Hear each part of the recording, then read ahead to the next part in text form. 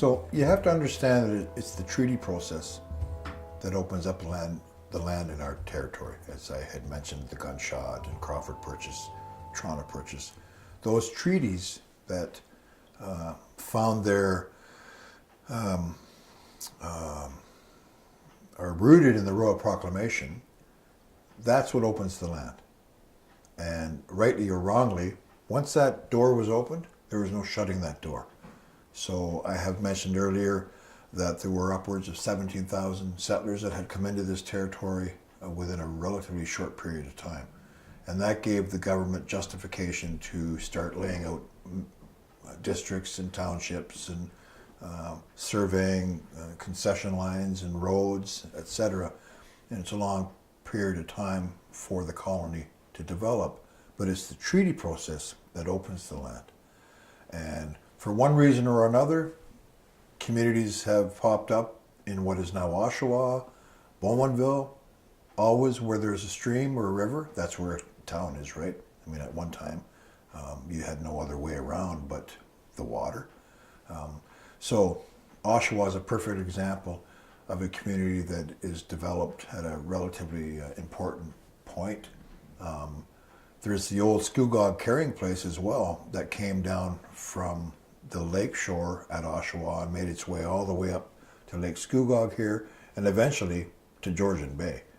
So if you can think of how the land was utilized before we had the 401, before we had all the highways and byways, when you think about how the land was utilized, some of our original roads are on old portage trails, carrying places.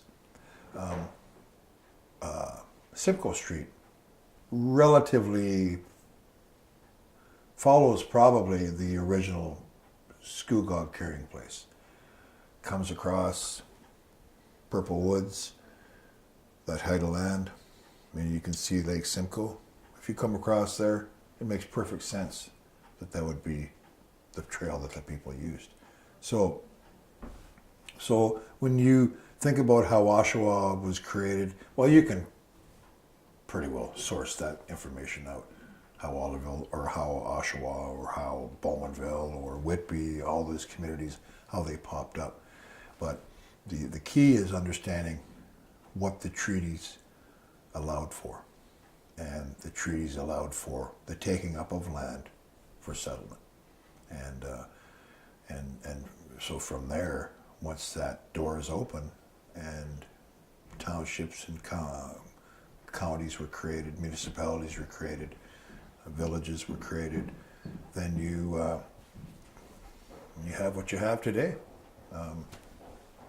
Like it or lump it, there's something that's important to understand about how the land along Lake Ontario was taken up. I don't believe that our people gave up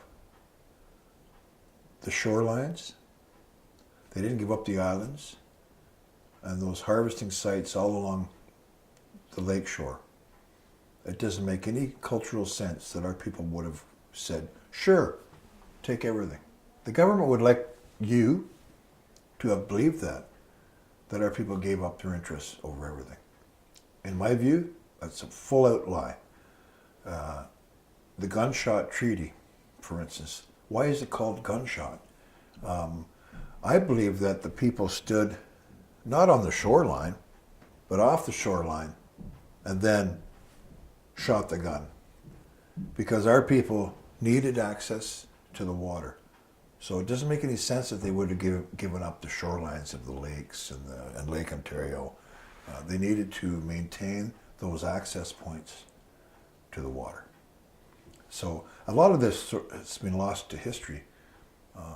We just think that our people, or it was taught to us even, that our people gave up all their interests over the land. No way. I don't believe that at all. But talking about Oshawa, Whitby, all along this territory here of the Gunshot Treaty land, it was created by treaty.